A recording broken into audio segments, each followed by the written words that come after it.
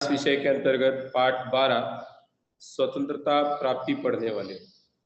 इसके पहले हम लोगों ने देखा स्वतंत्रता आंदोलन के लिए कितना संघर्ष लोगों ने किया और स्वतंत्रता आंदोलन के अपने देश की आज़ादी की लड़ाई लड़ते हुए बाकी जो समाज सुधारण की आवश्यकता थी अपने देश में, जो विषमता थी, दलितों के लिए जो भेदभाव था, स्त्रियों के प्रति जो निकृष्ट भावना थी, उन्हें पढ़ने का, पढ़ाई लिखाई का अधिकार नहीं दिया जाता था, घर से निकलने का अधिकार नहीं था, तो उसके लिए जो अनेक समता आंदोलन हुए उसके बारे में भी हम लोगों ने पढ़ा।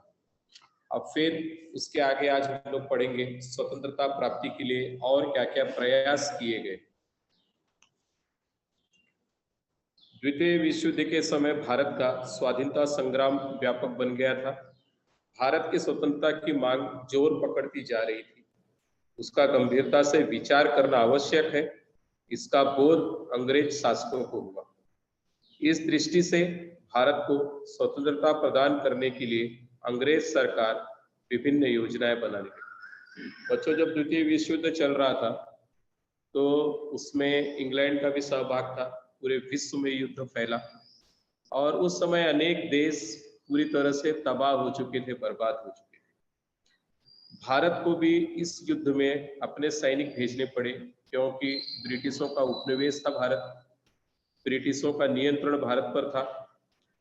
इसकी वजह से हमारे सैनिक वहां पर गए, इस युद्ध में सहभागी हुए, किंतु भारत ने प्रत्यक्ष रूप से इस युद्ध में भाग नहीं लिया था।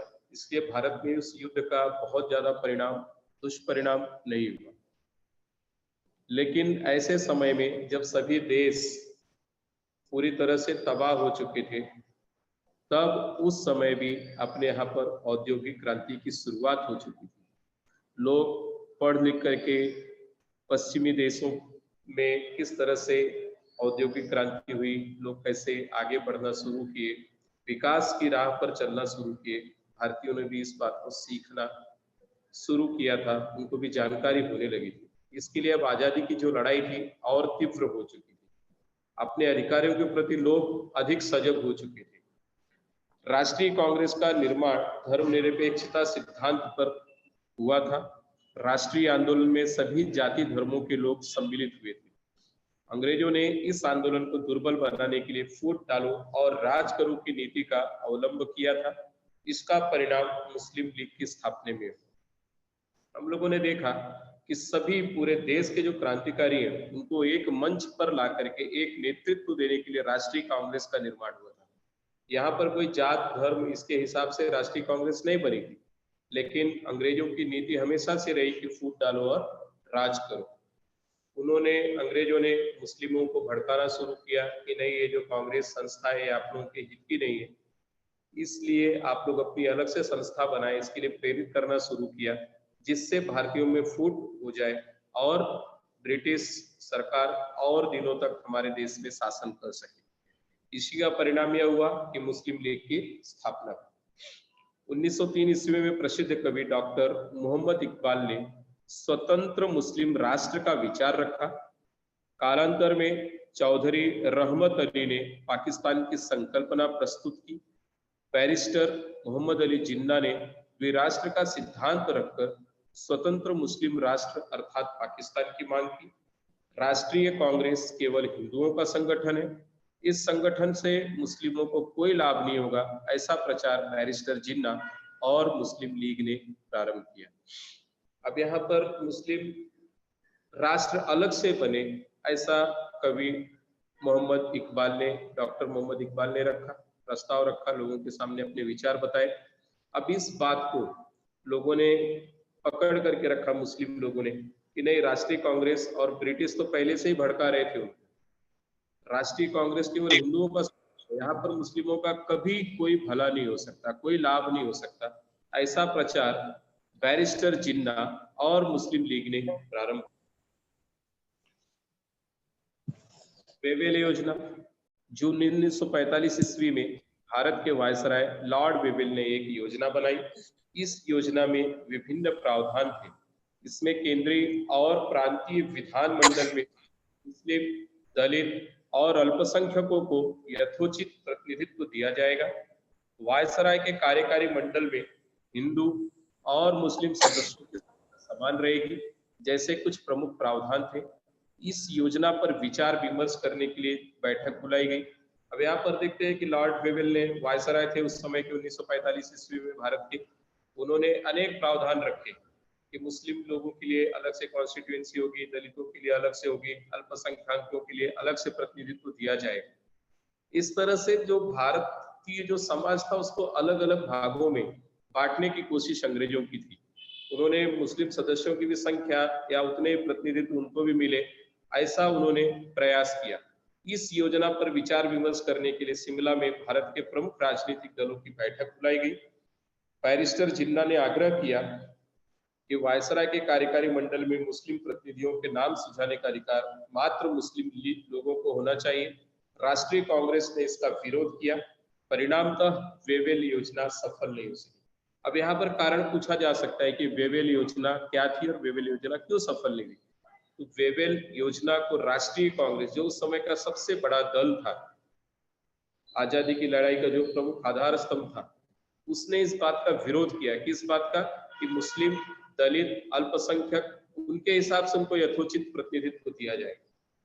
लेकिन यहाँ पर बैरिस्टर जिन्ना ने जो आग्रह किया कि नहीं, जो मुस्लिम प्रतिनिधि होंगे वह सिर्फ मुस्लिम लोग ही चुनेंगे, बाकी किसी को उसको चुनने का अधिकार नहीं। इसलिए राष्ट्रीय कांग्रेस ने इस बात का विरोध किया और परिणामतः वेवेल योजना सफल नहीं हो सकी।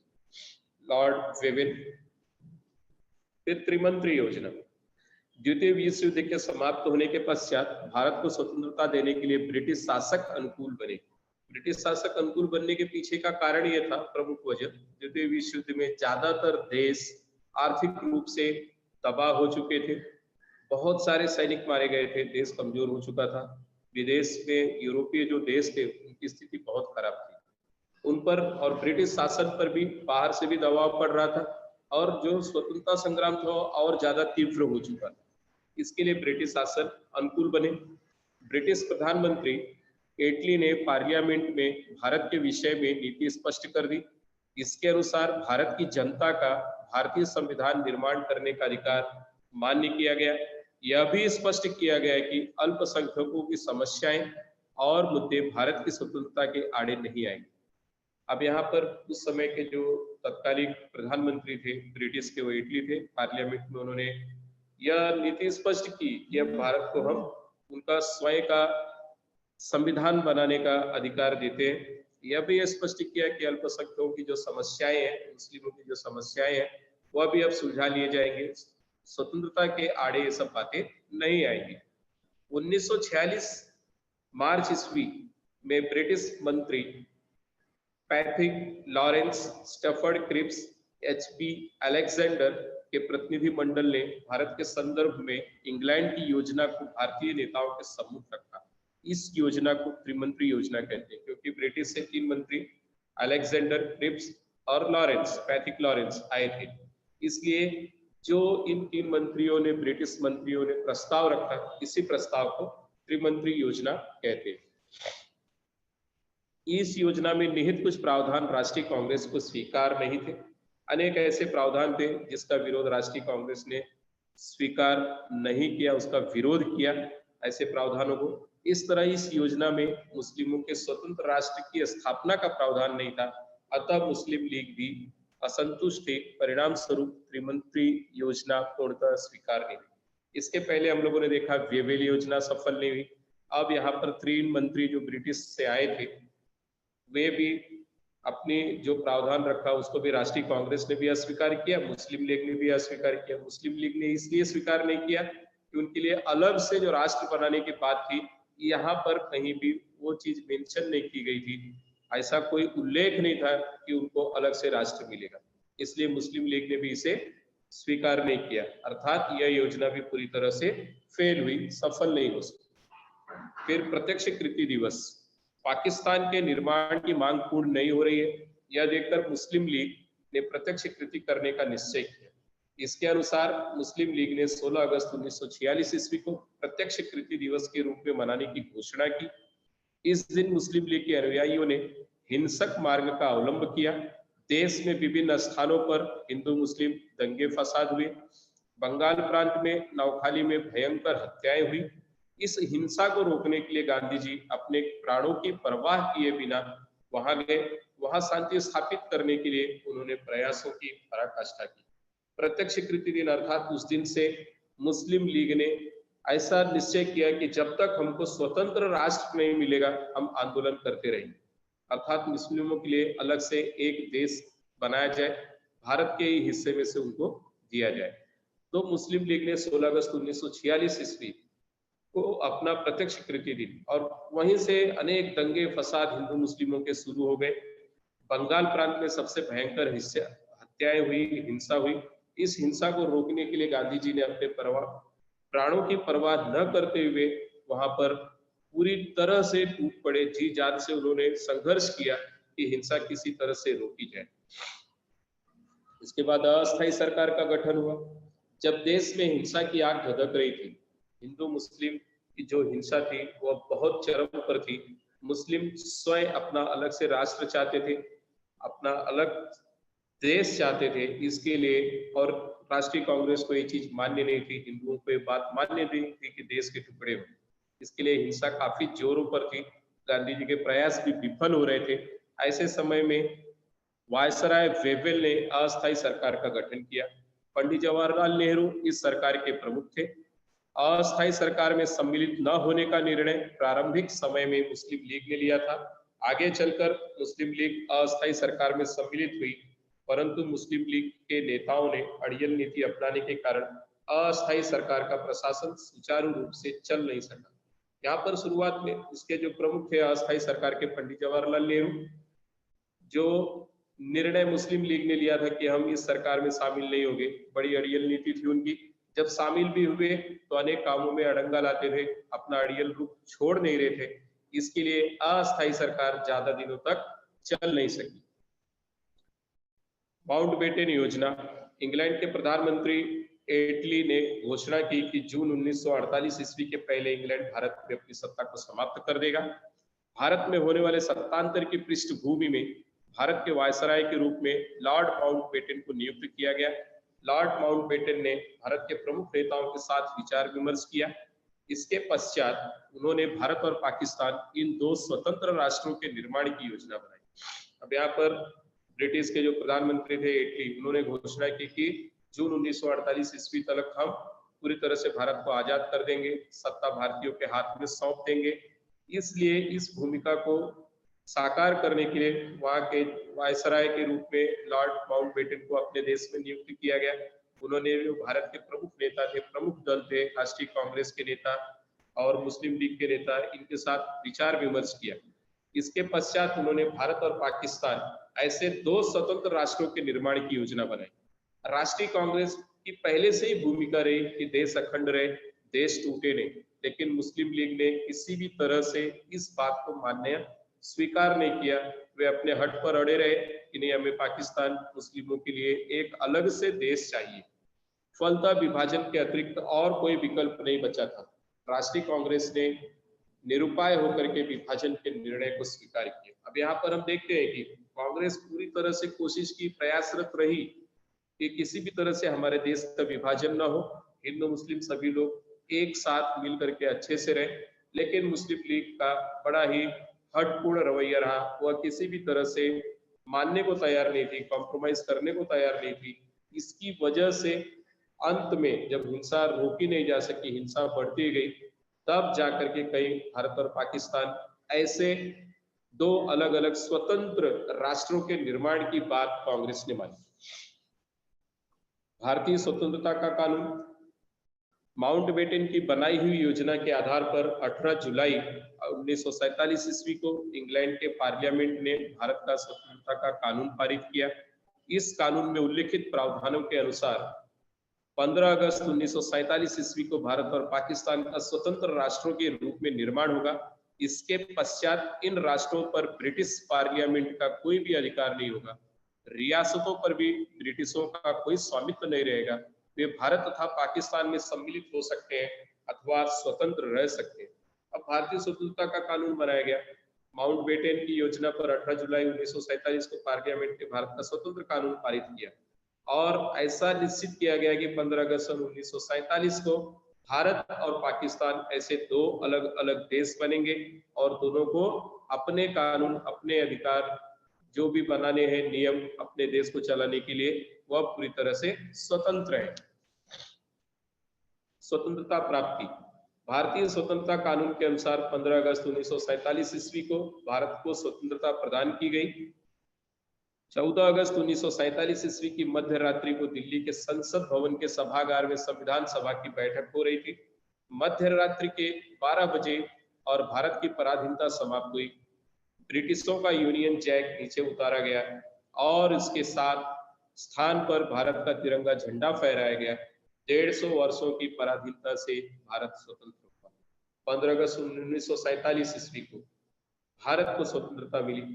मध्य रात्रि के समय जो यूनियन जैक अब तक हमारे यहाँ पर फहराया जा रहा था उसे उतारा गया और भारतीय तिरंगा झंडा बड़े शान से लहराया गया। इस तरह से हम देखिए लगभग 150 वर्ष ब्रिटिशों की गुलामी, पराधीनता के बाद हमारा देश आजाद हुआ।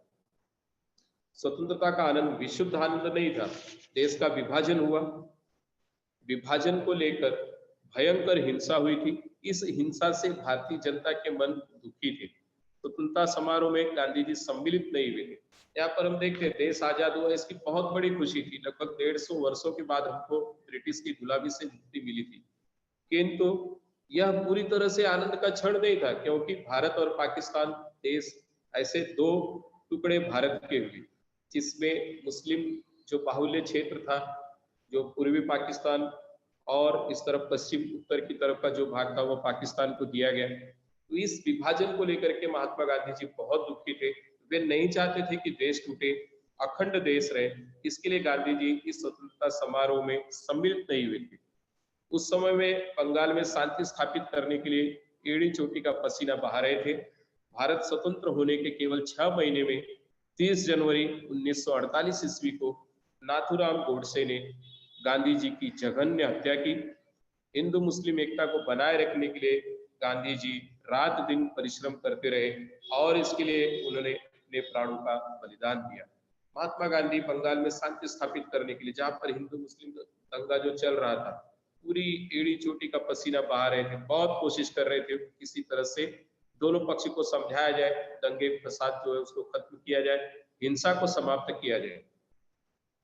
लगभग आजादी के 6 महीने बाद ही 30 जनवरी 1948 ईस्वी को नाथूराम गोडसे नाम के व्यक्ति ने, गांधी जी जब प्रार्थना सभा में जा रहे थे प्रार्थना के लिए साबरमती के आश्रम में, उस समय गांधी जी पर गोलियां चलाई गई और इस तरह से महात्मा गांधी जी की जघन्य हत्या की गई। हिंदू मुस्लिम की एकता, अखंडता देश की बनाए रखने के लिए गांधी जी ने अनवरत प्रयत्न किया, रात दिन परिश्रम करते रहे और अंततः उन्होंने अपने प्राणों का बलिदान दिया, शहादत को स्वीकार किया।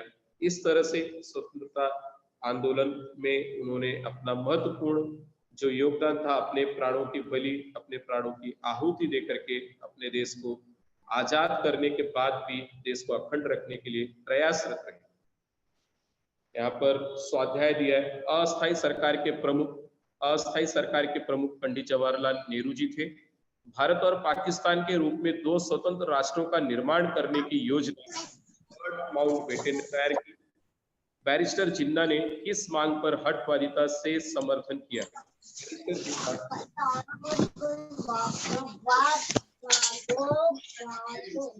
अलग से देश मांग पर अपनी हठ रखे रहे। त्रिमंत्री योजना में लॉरेंस उसके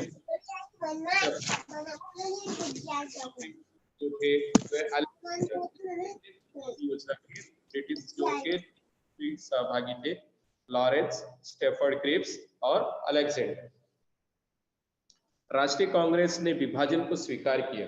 जब मुस्लिम लीग अपनी बात पर अड़ी रही, किसी भी तरह से इस बात को मानना नहीं चाहती थी कि नहीं, देश का विभाजन होना ही चाहिए, मुस्लिम जो लोग हैं उनके लिए अलग से देश की स्थापना हो, इस बात को कांग्रेस स्वीकार नहीं कर रही थी। लेकिन 16 अगस्त 1946 ईस्वी के बाद जो प्रत्यक्ष कृति दिवस मुस्लिम लीग ने मनाना शुरू किया कि जब तक देश उनको आजाद देश नहीं मिलेगा, अलग से उनका देश नहीं मिलेगा, वे हिंसा करते रहेंगे, क्योंकि जो हिंसक गतिविधियां थी देश में काफी बढ़ चुकी थी, अनेक दंगे हो रहे थे। अंत में राष्ट्रीय कांग्रेस को झुकना पड़ा कि देश में शांति स्थापित हो। इसके लिए देश के विभाजन को राष्ट्रीय कांग्रेस ने स्वीकार किया। अस्थायी सरकार का प्रशासन सुचारू रूप से चल नहीं सका। हम लोगों ने देखा अस्थायी सरकार की जो योजना थी, पंडित जवाहरलाल नेहरू, जब देश में दंगे फसाद हो रहे थे तो पंडित जवाहरलाल नेहरू को इसका प्रमुख बनाया गया। पहले मुस्लिम लीग इसमें सहभागी नहीं हुई, बाद में जब सहभाग भी लिया तो अपने अड़ियल रूप के कारण यह प्रशासन ज्यादा दिनों तक नहीं चल सका। इसके लिए अस्थायी सरकार ज्यादा दिनों तक नहीं चल सकी। वेवेल योजना सफल नहीं हो सकी, क्योंकि वेवेल जो योजना थी उसमें ऐसा था कि दलितों के लिए अलग से प्रावधान था इलेक्शन के लिए और उसी के साथ साथ मुस्लिमों के लिए। लेकिन यहाँ पर राष्ट्रीय कांग्रेस ने इस चीज को मान्य नहीं किया। मुस्लिम लीग ने कहा कि जो मुस्लिम समुदाय के लोगों को चुनने का अधिकार होगा वह हमको ही होगा। इसकी वजह से राष्ट्रीय कांग्रेस ने इस बात को स्वीकार नहीं किया और वेवेल योजना सफल नहीं हो सकी। अब यहाँ पर दी गई काल रेखा पर घटनाक्रम लिखो। 1945 ईस्वी में वेवेल योजना है, 1946 में प्रत्यक्ष कृति दिवस है, 1947 में देश आजाद हुआ, 1948 ईस्वी में महात्मा गांधी जी की जघन्य हत्या हुई। इस तरह से हम लिख सकते हैं, सबसे पहले वेवेल योजना, दूसरा 1946 प्रत्यक्ष कृति दिवस, 1947 भारत देश आजाद हुआ, 1948 में नाथूराम गोडसे ने महात्मा गांधी जी की हत्या कर दी। धन्यवाद बच्चों, उम्मीद है आप लोगों को पाठ समझ में आया होगा।